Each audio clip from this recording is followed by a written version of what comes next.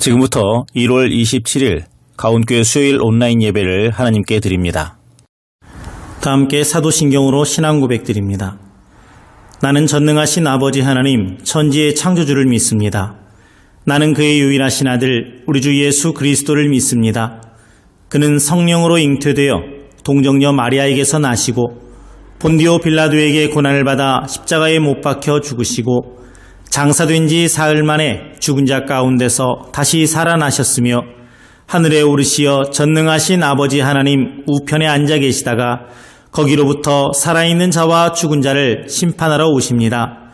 나는 성령을 믿으며 거룩한 공교회와 성도의 교제와 죄를 용서받는 것과 몸의 부활과 영생을 믿습니다. 아멘. 다 함께 찬송가 304장 찬양합니다.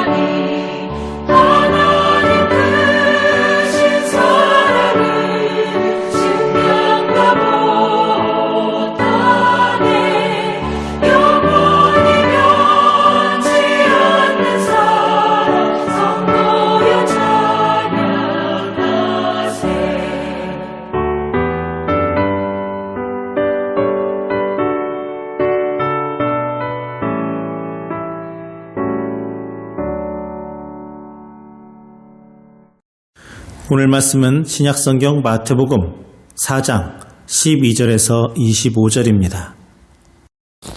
함께 봉독합니다. 예수께서 요한이 잡혔음을 들으시고 갈릴리로 물러가셨다가 나사렛을 떠나 스불론과 납달리 지경 해변에 있는 가버나움에 가서 사시니 이는 선지자 이사를 통하여 하신 말씀을 이루려 하심이라. 일러스되 스불론 땅과 납달리 땅과 요단강 저편 해변 길과 이방이 갈릴리여 흑암에 앉은 백성이 큰 빛을 보았고 사망의 땅과 그늘에 앉은 자들에게 빛이 빛이었도다 하였느니라. 이때부터 예수께서 비로소 전파하여 이르시되 회개하라 천국이 가까이 왔느니라 하시더라. 갈릴리 해변에 다니시다가 두 형제 곧 베드로라 하는 시몬과 그의 형제 안드레가 바다에 금을 던지는 것을 보시니 그들은 어부라. 말씀하시되 나를 따라오라. 내가 너희를 사람을 낚는 어부가 되게 하리라 하시니 그들이 곧 그물을 버려두고 예수를 따르니라. 거기서 더 가시다가 다른 두 형제 곧 세베대의 아들 야고보와 그의 형제 요한이 그의 아버지 세베대와 함께 배에서 그물 깁는 것을 보시고 부르시니 그들이 곧 배와 아버지를 버려두고 예수를 따르니라. 예수께서 온 갈릴리에 두루 다니사 그들의 회당에서 가르치시며 천국 복음을 전파하시며 백성 중에 모든 병과 모든 약한 것을 고치시니 그의 소문이 온 수리아에 퍼진지라. 사람들이 모든 앓는 자 곧 각종 병에 걸려서 고통당하는 자 귀신 들린 자 간질하는 자 중풍병자들을 데려오니 그들을 고치시더라. 갈릴리와 데가볼리와 예루살렘과 유대와 요단강 건너편에서 수많은 무리가 따르니라. 아멘. 할렐루야. 오늘 본문을 가지고 갈릴리 사람들과 하나님의 나라라는 제목의 말씀을 함께 나눠보겠습니다. 지난 시간에 우리는 예수님께서 공생의 준비를 위해서 40일 동안 광야에서 금식기도 하시고 그리고 마귀의 3가지 시험을 이기셨다 하는 말씀을 나누었었죠. 이제 예수님께서는 이제 모든 만반의 준비를 하신 다음에 세례 요한이 잡혔다 하는 소식을 듣게 됩니다. 그러자 나사렛에서 이 갈릴리 행정구역에 속해 있는 가버나움이라는 곳, 갈릴리 호수 위쪽에 있습니다. 그 가버나움이라는 곳에 가서 사시면서 그곳에서 사역을 하십니다. 그래서 가버나움에 가게 되면 입구에 지금도 예수님의 마을 이렇게 영어로 써 있습니다. 이곳에서 예수님께서는 많은 사역을 하셨어요. 그 중에서 대표적으로 2가지 중요한 일을 하셨는데 첫째는 복음의 첫 사역을 이곳에서 시작을 했다는 겁니다. 당시 갈릴리 사람들은 하나님을 잘 모르는 사람들이었어요. 근데 예수님께서는 이 갈릴리 사람들에게 이렇게 말씀을 하십니다. 회개하라 천국이 가까이 왔느니라. 하나님 나라의 복음을 전하셨습니다. 또 2번째 예수님의 가버나움의 사역은 갈릴리 해변에서 제자들을 부르신 일입니다. 이곳에서 안드레와 베드로, 야고보, 요한 이렇게 4사람을 제자로 부르시는데 이들은 모두 어부들이었습니다. 그 중에서 3사람은 예수님의 특별한 사랑을 받은 그런 사람들이었어요. 바로 베드로와 야고보, 요한. 이 3명은 굳이 표현하자면 임원급, 그 12사도들 중에 임원급에 해당되는 그런 제자들이었다. 이렇게 봐도 됩니다. 또 예수님께서 부활하시고 승천한 이후에 복음 전도의 핵심적인 역할을 이 3 제자들과 또 나머지 자들이 감당을 하게 됩니다. 그러면 여기서 우리가 생각해 볼 것이 있습니다. 예수님께서는 왜 하필 배운 것 없고 가진 것이 그리 많지 않은 이 어부들을 제자로 부르셨던 것일까요? 날마다 회당에서 율법을 연구하고 있는 율법학자들 또는 이 율법에 예민한 바리새파 사람들을 제자로 부르는 것이 더 낫지 않겠습니까? 어부들보다는 그들이 더 자격이 있어 보이지 않겠습니까? 가르치기도 쉽고 이미 율법을 알고 있으니까요. 또 이미 주위 사람들에게 어느 정도 인정받고 인지도 있는 그런 사람들을 불러서 일을 맡기는 것이 더 효과적이지 않겠습니까? 그런데 예수님께서는 의외로 배운 것도 또 사회적인 지위도 없는 어부들을 제자로 부르셨어요. 무엇 때문일까요? 예수님은 그냥 그런 그들이면 족하셨던 것입니다. 비록 율법의 조항은 잘 몰라도 예수님께서는 자기의 생명을 위해 그물을 던질 줄 아는 성실한 사람은 다른 사람의 생명 또한 귀하게 여길 수 있는 사람이다 하는 사실을 알고 계셨습니다. 즉 예수님은 그들이 깊은 바닷속과 같은 세상에서 죽어가는 사람들을 건져내야 하는 복음 사역을 누구보다 잘 이해할 수 있는 사람임을 아셨던 것이지요. 오늘 본문의 정황으로 볼 때 이 사람들은 이미 예수님의 소문을 들었을 것이고 그래서 예수님의 제안을 선뜻 받아들인 것입니다. 또 야고보와 요한은 어떻습니까? 그들은 아버지와 그물을 깁다가 예수님의 부르심을 받습니다. 아마도 예수님은 그물을 깁고 있는 그 야고보와 요한의 모습을 통해 그물과 같은 하나님 나라의 모습을 보셨을 것입니다. 그들이야말로 찢어진 그물 사이로 빠져나가는 물고기를 안타까워할 줄 아는 사람임을 아셨던 것입니다. 이처럼 비록 그들이 갈릴리의 어부라 하더라도 그들은 예수님의 제자직을 잘 수행할 수 있는 심성을 소유한 사람들이었습니다. 바로 예수님께서는 이러한 심성을 가진 이들 네 사람을 부르심으로 모든 제자들이 제자로서의 의무를 어떻게 해야 하는지에 대한 예표를 삼으신 것입니다. 예수님이 갈릴리에서 이렇게 선택된 제자들과 함께 복음을 전파하심으로 비로소 하나님의 나라가 도래하기 시작을 합니다.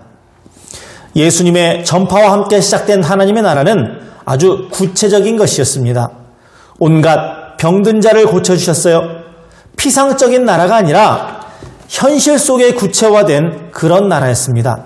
일반적으로 우리가 하나님 나라 하면은 저 뭔가 높은 곳, 그리고 먼 곳, 신비로운 곳, 뭔가 영적인 그런 곳이 하나님의 나라다. 이렇게 생각을 하는 경우가 참 많을 거예요. 하지만 예수님께서는 하나님의 나라는 이런 곳이야 라고 하면서 제자들과 함께 사람들에게 하나님 나라를 보여주셨습니다.